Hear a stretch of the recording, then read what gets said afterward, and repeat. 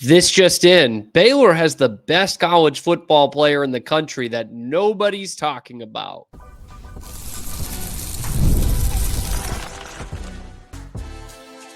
You are Locked On Baylor, your daily podcast on the Baylor Bears. Part of the Locked On Podcast Network, your team every day.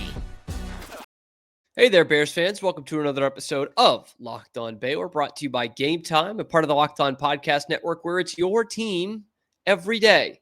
I'm your host, Cam Stuart of ESPN Central Texas and the Cam Show on YouTube. Appreciate you guys making it your first listen today and every day, and appreciate you making this the number one Baylor football show on YouTube. Thank you so much for that. Today, we'll be talking about this just insane playmaker and athlete that we get to see every week that just doesn't get talked about enough. And Dave Aranda went on to say after the game, yeah, he's actually more important than anybody thinks. Plus, speaking of playmakers, another one that's out for the season for Baylor. And we have an injury update on Bryson Washington. Will he play Saturday against Kansas State? And of course, Sawyer Robertson just keeps rewriting the history books. We'll tell you how he did it this week. It's all coming up. All that and more coming up on this episode of Locked On Baylor. We start where we start. When you look at the best players on this Baylor team, so easy to gravitate towards Sawyer Robertson. Obviously, like he is the best player on the team. You know, Josh Cameron, best receiver. Bryson Washington, best running back, arguably in the whole conference. You know, even on the defensive side, struggling defensive unit, Keaton Thomas is still that dude. Jackie Marshall, even not at 100%, still making an impact. So there's all different ways you can go for the best player on this Baylor team. And at the top of it, man, the talent, the most talented players on this team are some of the best in the conference. Sawyer Robertson's one of the best quarterbacks in the entire country, period. But do we talk enough about Michael Trigg? We knew he was going to be a weapon going into this year. We knew that he was going to be a mismatch problem. But what we found out is when it comes to tight ends in college football, there's not many that are better than Michael Trigg, if any. Dave Aranda was asked about the tight end position in general after this Oklahoma State win, and he had to say, man, it's more important than any of us realize. Dave, is the tight end becoming an identity of this offense as well? Yeah, it's a mismatch, man. When you got the talent that's on the outside, you have to put a safety over top of him. You can't single him. You know, if anything, it'll be a PI, which there's multiples of those. And so you've got to put a guy over top of him. And so it's just a matter of math. And once you do that, you only play him with 11. There's a mismatch now in the middle.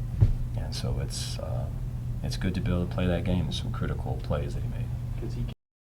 It's one of the best luxuries that you could have as an offense is to have such a talented tight end in Michael Trigg, whom, look, we'll talk mostly about Michael Trigg here, but respect to Matthew Klopfenstein as well. Last 2 years, when the dude comes in and plays, he's catching a touchdown pass. He caught one, obviously, on that jump pass against Oklahoma State this Saturday. His time is coming.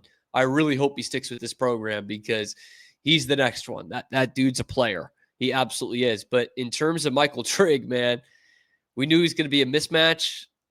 I don't even know if we knew it was going to be this much of a mismatch. You know, again, what an insane luxury to have. A tight end that you need to double every time. You can't play single coverage on Trigg. Like Dave said in there, you got to have safety help, man.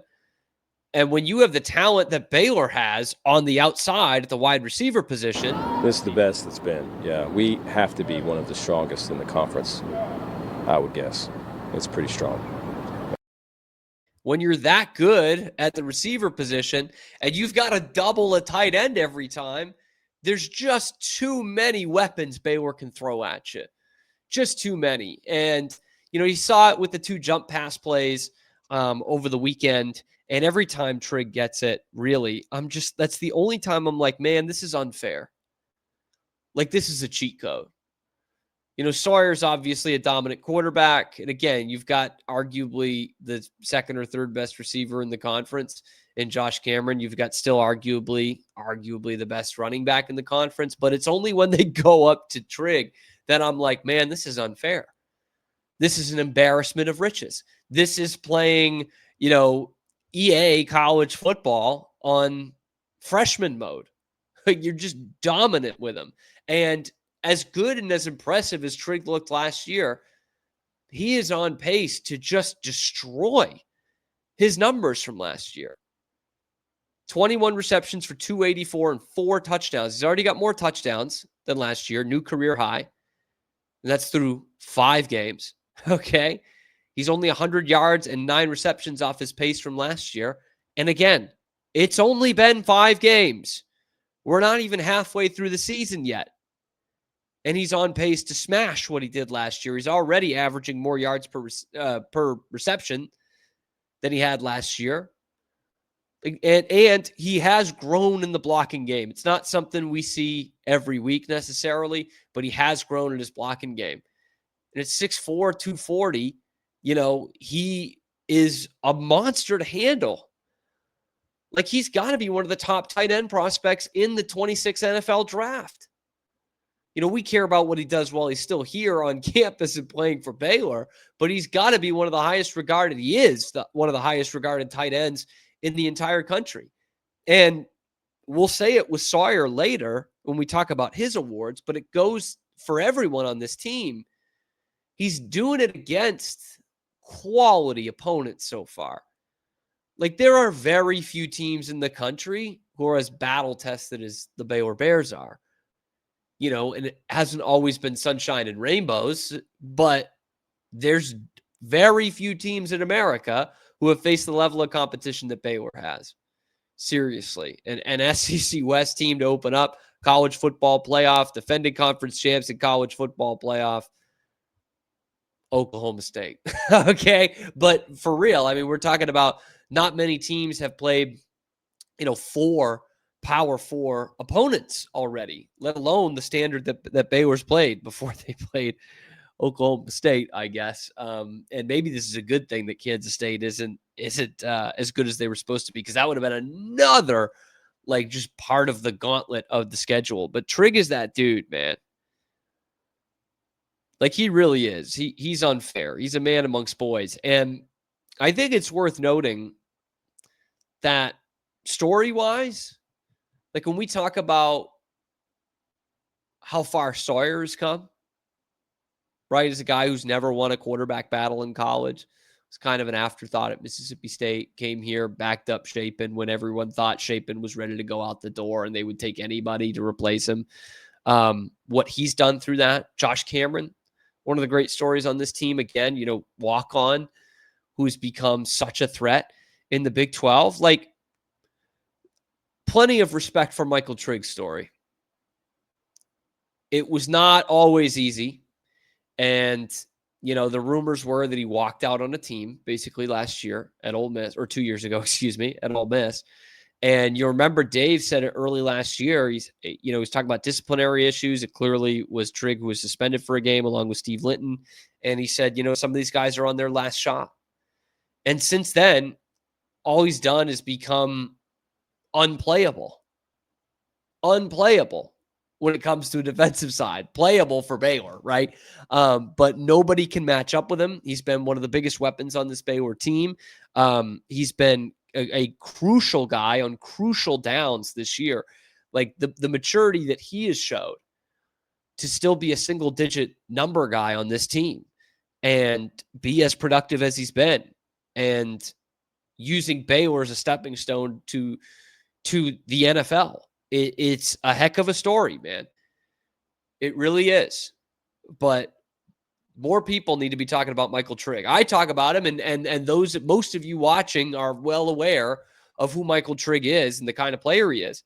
But it's time for the country to realize how good Michael Trigg is. Ask the Auburn people in the SEC. Ask the SMU people in the ACC. Ask the Arizona State people here in the Big 12. They'll tell you. Michael Trigg's a player, man, and he is a problem. And soon enough here, he will start to get the recognition. Believe you me, okay? He will. And he's going to be called on quite a bit this season, because there's another Baylor offensive playmaker who is out for the rest of the year? Will he stay with the program? And is Bryson Washington going to be with the program this Saturday against Kansas State? We'll tell you coming up next on Locked On Baylor. But first, today's episode of Locked On Baylor is brought to you by Quo, formerly OpenPhone. It's the same great business phone system you've heard me talk about before, just with a new name, a catchier name, shorter name, more compact. And here's why it matters. Every missed call is money left on the table. When every customer conversation counts, you need a phone system that keeps you connected 24/7. Quo is the #1 business phone system that streamlines customer communications. It works right through an app on your phone or your computer, so no more carrying 2 phones or relying on a landline, okay? Whether you're a solo operator juggling everything or part of a larger team, Quo makes it easy to stay responsive and professional. See why over 90,000 businesses trust Quo, formerly OpenPhone. Get started for free and get 20% off your first 6 months at quo.com/lockedoncollege. That's quo.com/lockedoncollege. And if you've got existing numbers with another service, Quo will port them over at no extra charge. Quo, no missed calls, no missed customers.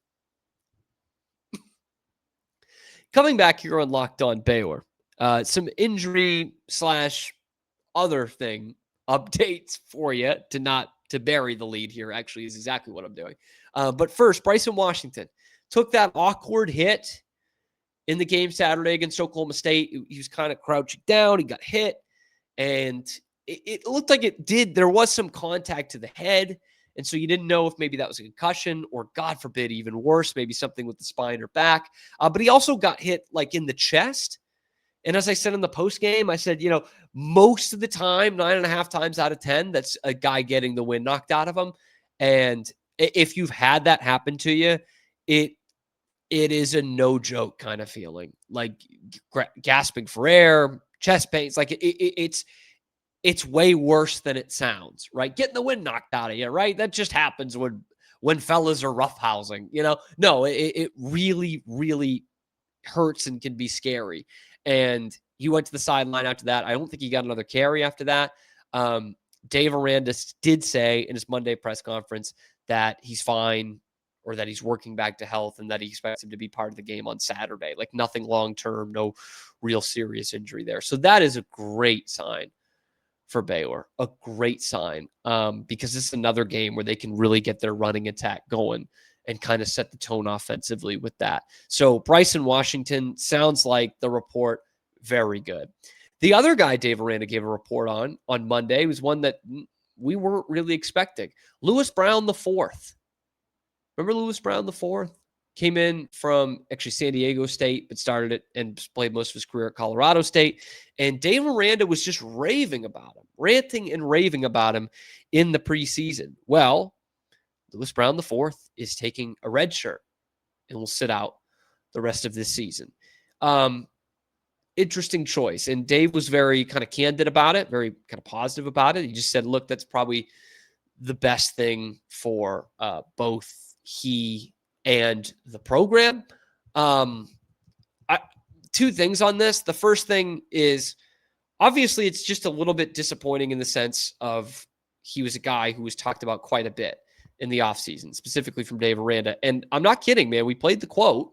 Like, there was one point in fall camp when he said he might be our best guy on the outside. Like, Dave said that. I was skeptical that he would be better than Josh Cameron. Turned out to be probably right in that one. And, this could be a situation where he's battling a bit of a nagging injury, and it's just best for him to kind of close up shop for the season and be there for next year. And Dave Aranda did say, that's probably going to be a good thing for where we're at next year. You lose Josh Cameron after this season. You will lose some of your other guys who could line up in the slot or the outside, Ashton Hawkins, Cole Wilson. They won't be here. Or excuse me, Kobe Prentice, not Cole Wilson. Kobe Prentice won't have any eligibility left. So Lewis Brown the fourth could be a big part of the offense next year with a new quarterback, whomever that may be. And I'm going to look glass half full and say that he will be a big part of the offense next year. That said, this is not like an inside source or anything like that, but just to prepare you, okay, now that he's taken the red shirt, he's not playing the rest of the season, there will be programs that reach out to him. Just because he's redshirting, like that's a sign of good faith for next year, but that does not mean he's coming back to Baylor next year, right? Because who knows what will happen after the end of the season? There might not be the same offensive coordinator here. In fact, I'd be very surprised if Jake Spavital is still here on the Baylor staff next year. That's good news for this year because it means he'll do a really good job. But I don't know that he's going to be a part of this coaching staff next year. Who knows who the quarterback's going to be, and who knows what other situations might arise for Lewis Brown IV. He's an LA kid, and UCLA is going to need all kinds of talent. You know what I mean? So who knows? Just be wary of that. But if he does come back, man, I still like the kid, like in terms of the player. I know it wasn't the production we thought we were going to get from him through the 4 games that he's played this year.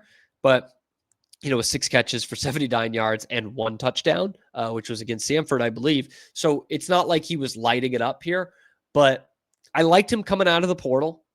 Good production in Group of 5. Again, Aranda was talking about him in the offseason, saying how impressed he was with him in fall camp. And, it's not easy to break into a new team when you've got an offense that does have Josh Cameron and Kobe Prentice and Cole Wilson, Ashton Hawkins, and Michael Trigg catching passes from Sawyer Robertson. Like it's not easy to break into that. And my hope is that he will still be here next year because the jump ball ability is still there with this kid. That doesn't just go away. But from what it sounded like today, probably something nagging or just not having the role that he wants on this team, but willing to take a step back, focus on getting fully healthy, getting fully prepared for next year and being a big part of that team. And if that's the case, I'm in. I'm all on board. I am on board for that. Those were the updates that Dave Aranda gave. So no Lewis Brown this year. Hopefully that doesn't come back to bite them at some point this year too. Like that's the other thing, who knows? You could have a couple of receivers get hurt and he's a guy who's not available to you because he's trying to use his last year of eligibility next year. Who knows? But certainly hoping that there's a plan for him and that he's going to stick to that plan, and hopefully that plan results in him playing for the Baylor Bears next year. Unfortunately for Lewis Brown IV, and unfortunately for all of us, no Baylor pass catcher will be catching touchdowns from Sawyer Robertson next year. Big bummer. But that's why we've got to appreciate every second he is still here and playing for the Baylor Bears. And the national awards continue to roll in for Sawyer Robertson. We will tell you what Big 12 record he is so close to breaking coming up next on Locked On Baylor. But first, today's episode of Locked On Baylor is brought to you by FanDuel. NFL season's here. You know it, baby. And FanDuel, there we go, has an offer that you don't want to miss. Right now, new customers can bet just $5 and get $300 in bonus bets if you win. That's right. Pick a bet, put down $5, and if it hits, you'll unlock $300 in bonus bets to use across the app. It makes watching football even more exciting if you got a little something riding on the action. So whether you're a casual fan or love diving into the stats like me, FanDuel makes the game day experience so much better. So what are you waiting for? Visit FanDuel.com to download the FanDuel app today and get started. Once again, that's FanDuel.com to download the FanDuel app today and get started now.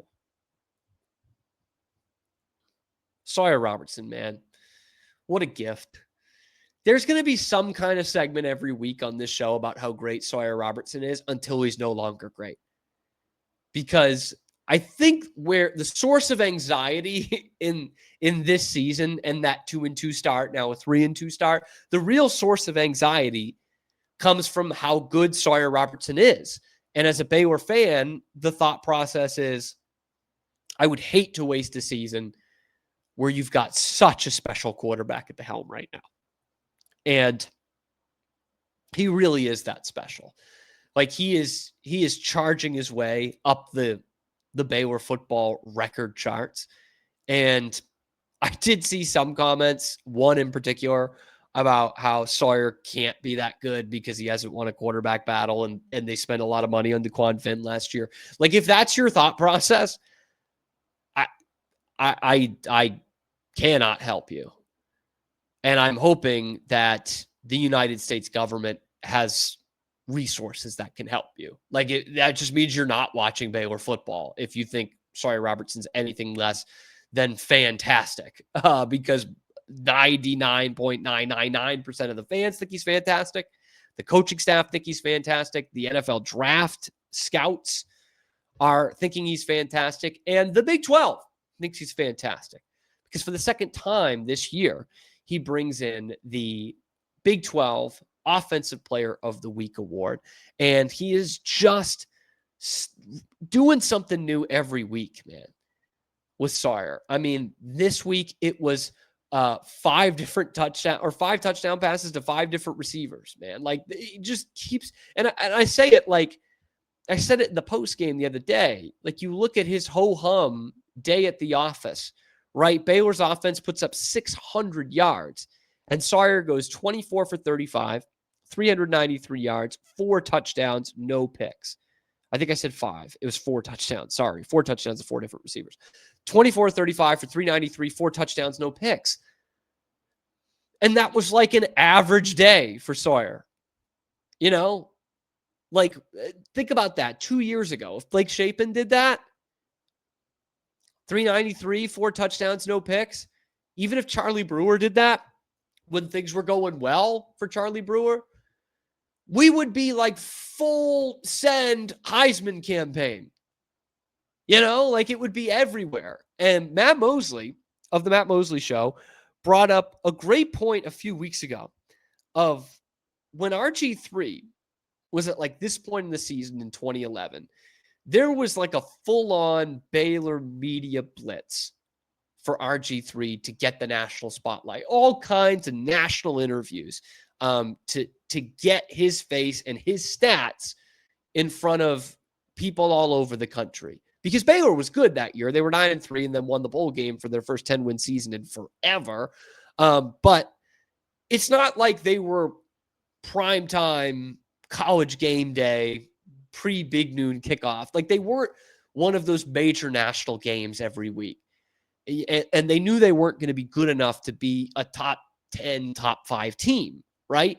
And so there was this media blitz. So this was before I was even following Baylor. Like RG3 was everywhere. The catchy nickname, his charisma, like being a really fun-loving guy, the style in which he played, the swag with which he played, it was on full display. With Sawyer, he's got all of that, right? He's got the numbers.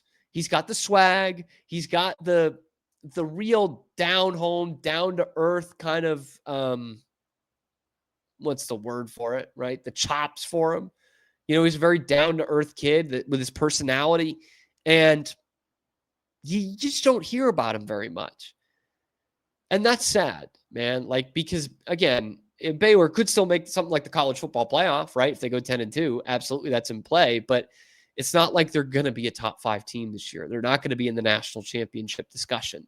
So it's up to Baylor and Baylor athletics to get more Sawyer Robertson out there if they want a chance at Baylor having their second ever Heisman Trophy, because he is still, like, everyone thinks that's this far-fetched dream, but he's still leading the nation in passing yards and in passing touchdowns. And he's doing it against 4 out of 5 Power 4 opponents. Again, nobody else has faced that level of competition. And Sawyer has, and he's got better numbers than everybody else. We get to watch it week in, week out. It is a blessing. But, like, it is still not crazy for Sawyer to be in the Heisman Trophy discussions here. And we talked about the numbers that he would have to hit. We talked about it in the offseason, the numbers that he would have to hit to be in that discussion. It was mainly 35 touchdowns, 65% completion percentage, and 4,000 yards passing. He is on pace to have all of those things, all of them, right? 1,700 yards through 5 games, right? 17 touchdowns through 5 games. Like, he is on pace to hit those numbers. And there's no other quarterback in the country that's running away with this thing. Like, it's weird with how up and down this Baylor season has been so far, but Sawyer is, like, for real still in those discussions. In fact, that's probably worth more of a deep dive on tomorrow's show on Wicker Wednesday. That's probably worth more of a deep dive on how he's hitting those numbers, but he should still absolutely be in that discussion. Let me know what you think in the comment section below. Then like, subscribe, help us get towards 5,000 subscribers, which we were trying to hit by the end of the football season. We could use all the help that we can get there. And you guys are great, terrific help because you've made this the #1 Baylor football show on YouTube. This also leads into our trivia segment because I think for the first time, actually, no, it's the second time, and they've both been somewhere around Kansas State. Second time ever in Locked On Baylor trivia that at the time of this recording, nobody got the trivia question right from last episode. And that question was this: when was the last time Kansas State went into a game with Baylor with a losing record? Saw a couple of guesses out there, but nobody got it. The bonus was what Baylor friend of Locked On Baylor and Locked On Baylor fan had a big hand in that game. The answer was 2018. It was early in the season. It was actually this week. It was week 6 because they came in at 2-3, and Baylor knocked them down to 2-4 because friend of the program, Connor Martin, missed a couple field goals in that game, but he hit the game winner as time expired. It was a really gutsy performance from our pal Connor Martin. So shout out to you, Connor. And that's the only shout out I can give out because nobody else got it right. Sorry. Here's our question for today, though. Sawyer Robertson has thrown at least 3 touchdowns in all 5 games this season, which is getting close to the Big 12 record. What 2 butt bowl quarterbacks, for those of you not caught up on it, that's Baylor or Texas Tech, what 2 butt bowl quarterbacks are the only Big 12 quarterbacks with longer streaks? I'll give you another hint. It was within the last 20 years.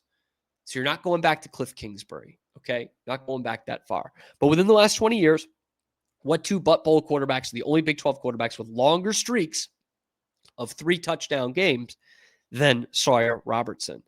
And a mini hint, the Baylor quarterback is probably not your first guess. It was not my first guess. I will say that.